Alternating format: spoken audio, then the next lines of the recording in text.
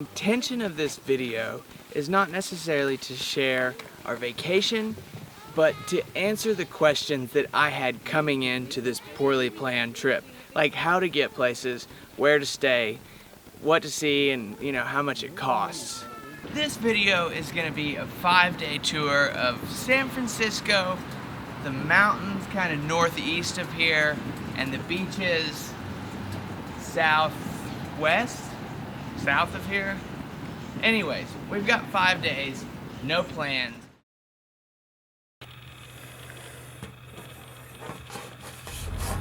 It's a Google car, they're taking pictures of the street. Straight away from the airport, we parked for $36 a day in the Fisherman's Wharf. The things to do for both locals and tourists in San Francisco is endless, so we started in the most popular tourist spot in town.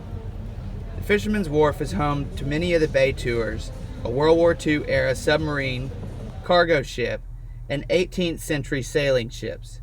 An entire city block is lined with restaurants offering fresh local seafood in the front and sit-down dining in the back. The Musee Mecanique is a collection of 100 years of coin-operated entertainment, which will bring out the inner child in the best of us. Tell me, help me. What happened?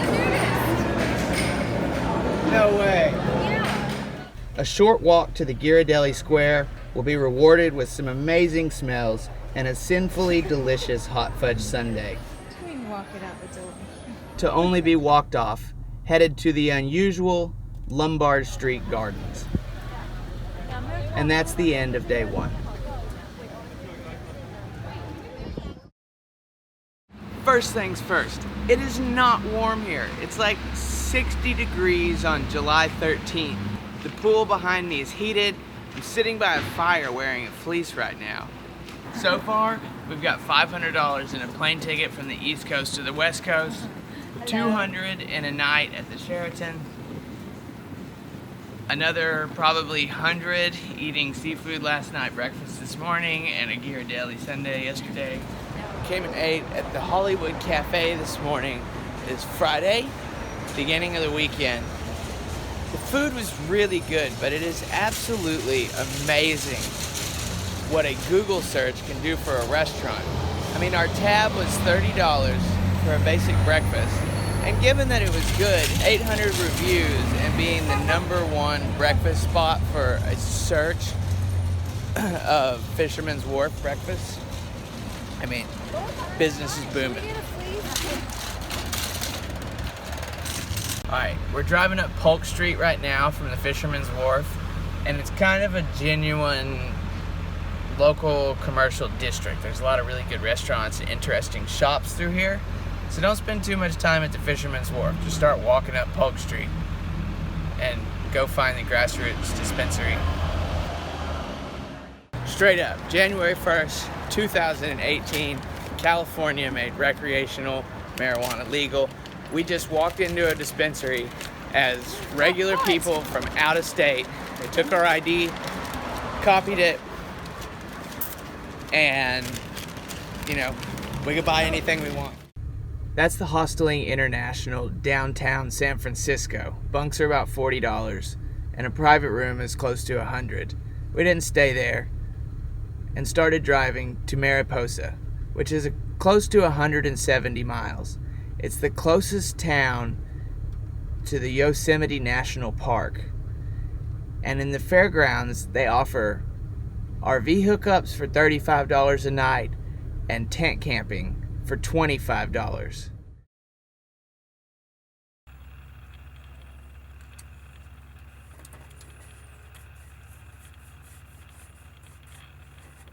Getting last-minute reservations to camp inside of the park is almost impossible. So the next best thing was to make the hour-and-a-half drive from Mariposa into the park as early as possible, like at sunrise, to try and beat the crowds. It is 6:45. The sun came up 30 minutes ago, and the road to Yosemite National Park is closed due to a fire. Although it was a good plan, it didn't work out. We had to drive an hour back through Mariposa, another hour up a different mountain, got caught in the crowds, held up by logging, and finally 2.5 hours later, entered the park. An annual pass to all national parks is $80, or 1 week in Yosemite is $35. A bus runs through the park from 7 a.m. to 10 p.m. 7 days a week, and a separate bus services the Mariposa Giant Sequoia Grove near the South Gate. The middle of summer, driving up to Yosemite in the reasonable morning, like after 7 a.m., is not a good idea. Our intention was to get up at 5 and to catch sunrise in the park when nobody's around, and the fire kind of cut us off, and then we got caught in traffic and road construction, and it's finally 11 a.m. and we're in the park, but it is just packed right now. So try to come when it's not as popular. Like when everybody has a good idea, it just gets crowded. Oh wait, 2 interesting facts about the giant sequoias. 1, this was the first protected place in the United States. And 2, these trees are the largest living thing to ever grace this beautiful planet. I don't even know how to describe this. It looks like the Wizard of Oz. Blue flowers, yellow flowers, mind-bogglingly large trees, and then a cabin where Galen Clark, one of the original conservationists in the United States, I guess set up shop when he discovered this was such an amazing place. Highly recommended. Yosemite giant sequoia trees.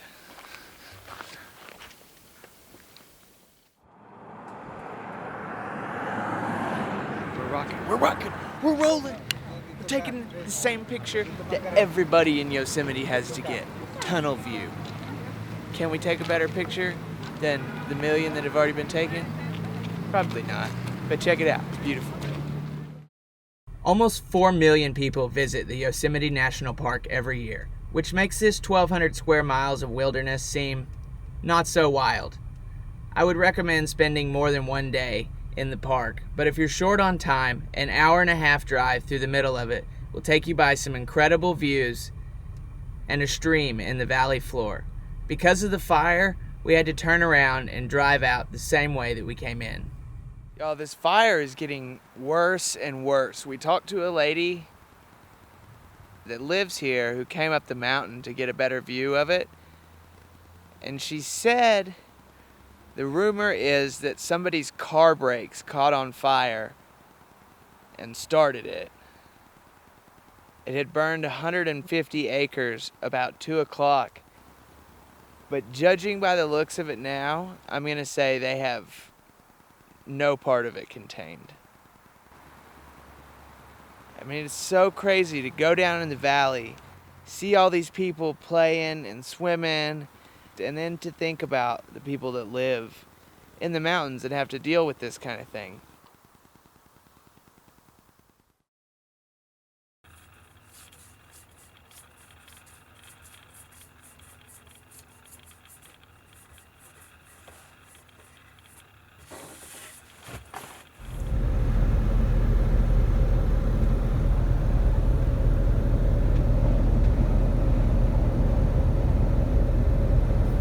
About 8 miles east of the Pacific coast, nearing the Hearst Castle. Hearst Castle. As we begin the riding portion of the tour, This was a long-term fantasy of his to build something up here, and he was born into the 8th or 9th wealthiest family in the United States, and so he had the money to do it, but his parents were not very happy about the idea. They had felt that he might get out of control. Hearst would also have a kind of a private air force who would fly you over here if you couldn't get here very easily. Because these are the oldest pieces in the collection, so you might be kind of stunned when you came up here to see Egyptian statues that range in age from about 3,200 years old to about 3,500 years old. Come in through that front door, there's that ancient Roman floor I was talking about. And then you'd absolutely be assaulted by Renaissance artwork in here. Always had electric light. There was no gas lamps being used. Candles would be used for ambiance. Everywhere you looked, there was supposed to be something that would catch your attention. That's why. So this is called the morning room, not because it was a place where you were supposed to be sad. It was a morning room because you got the rays of the morning sun in here. And there he is, William Randolph Hearst, wearing his riding pants. He is on the arm of an actress named Marie Dressler. She was a comedian. She was the top box office star in the early 1930s. Today we're at the Hearst Castle, so we stayed in Fresno last night, drove to San Simeon, which is central coastal California, and it's pretty self-explanatory. If you put Hearst Castle into a Google search, it'll take you right to it on the beautiful coast. There's 3 different tours you can take and one that goes into the architecture of the place. It's really fascinating. This was an ongoing project. There was no ultimate goal in mind. So he started it, would find a new piece of art or add something else onto the house, and it just kept growing over a 28-year period. Ultimately, it was to invite people out here and have a good time.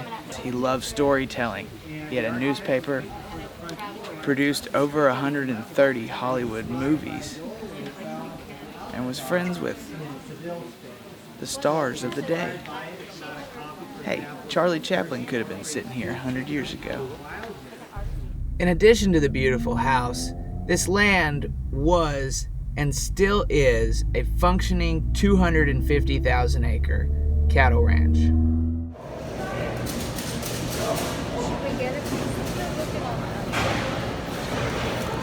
Pretty good looking beef. Look at this parking lot. They've got all of the covers in the parking lot are solar panels, and there's big inverters and wires underneath them. In the middle of the road, friend? A landslide took out part of Highway 1. They have not repaired it yet, and it is closed ahead, so we gotta go around. It was a 2.5-hour detour from San Simeon to Santa Cruz. After looking at farmland for hundreds of miles, we needed some beach. It's not every day that you see junior lifeguards practicing. Only in California. Or a paramotor flying over a beautiful sunset on the beach with mountains in the background. We made it to the Santa Cruz boardwalk just in time.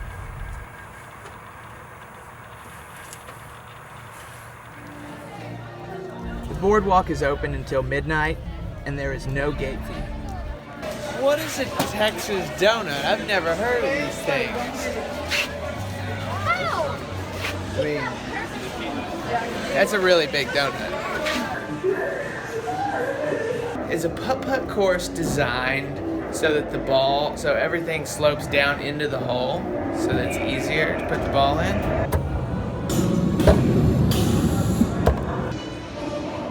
I think designing a putt-putt course is more of an artistic endeavor than a game design.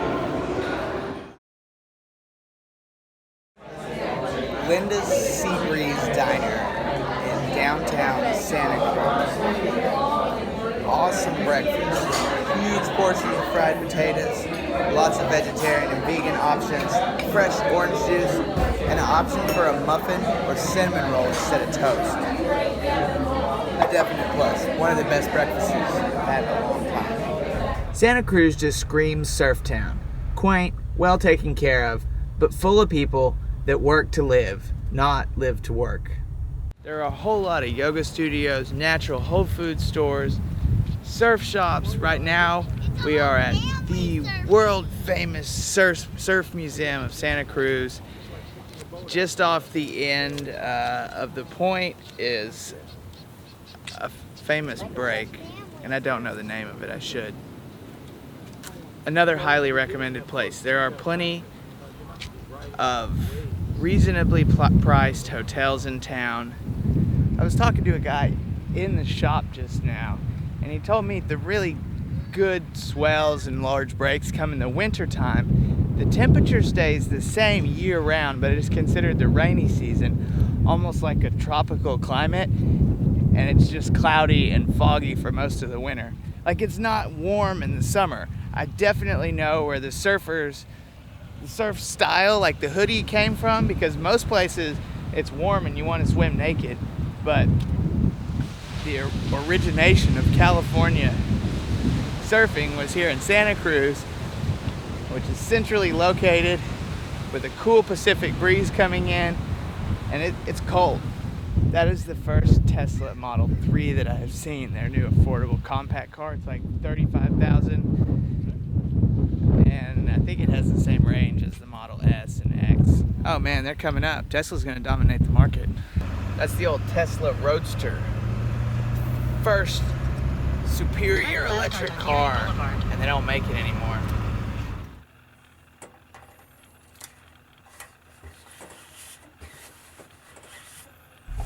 Our last adventure before returning to San Francisco on the 5th day of this trip is a drive along US 1 between San Simeon and Monterey. It's known as the Big Sur portion because that's a town in the middle with restaurants and lodges. There's a few short hikes to the top of hills along the road, and at some point, you've just got to be that guy that pulls over, gets out, and walks up to the top for no other reason than to see something beautiful. What have we learned so far? At the Hearst Castle, do more than the Grand Rooms tour. Check out the rooms and suites. I was hoping to find camping along this trip.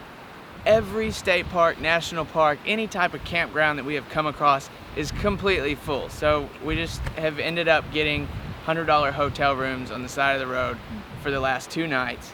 And today, we are driving the Big Sur portion of US 1. I highly recommend including this on a Central California road trip, and I don't need to tell you much about it because there is more information on this highway than I could ever share with you. Keeping with the pace of the rest of the trip, we returned to San Francisco and had to find something to do. I would suggest Googling anything that you're interested in. I wanted to see comedy, and I got a thing for Puerto Rican food. I've never been down here before. The Haight-Ashbury district, the original home to the hippie. We're in San Francisco at a Puerto Rican restaurant called Parada 22. I actually told my orthodontist that I did comedy, because usually I lie because I don't want to talk about what I do. So they're like, "Oh, what are you doing?" I'm like, "I'm in marketing," because nobody cares when you're in marketing. Sorry, it's boring. So I mentioned I did comedy, and she was like, "Oh, that's so cool. You should tell jokes about Invisalign. I'll give you free teeth whitening." So here I am.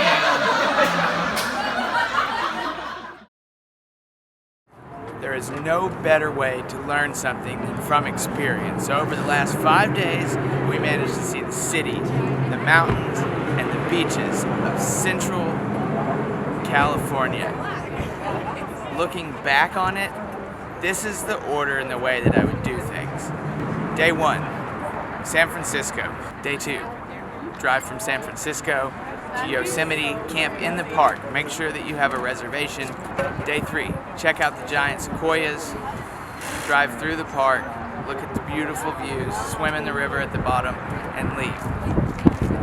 There are some casinos in Fresno. I would recommend staying there on the 3rd night.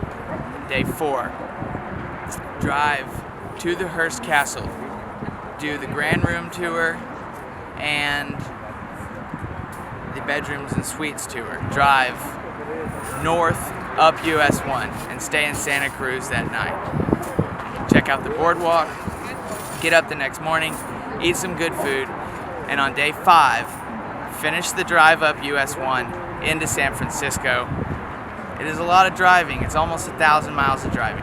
Overall, I spent about $1,500 getting hotels, eating the food that we wanted, and paying for gas, including a $500 plane ticket from the East Coast out here for my friend, who is the mysterious woman. It was about $2,000, and for 2 people. If you had to add another plane ticket, $2,500. It is going to cost more than you expect, so make sure you have some extra dough, you know what I mean? All right, I hope y'all enjoyed this. I hope it was helpful for you. If you have any questions, I will be glad to answer them to the best of my ability. I hope y'all have a great day. Thank you so much for watching. I love you guys, and I'll see you when I see you. See you soon. Whatever. Peace.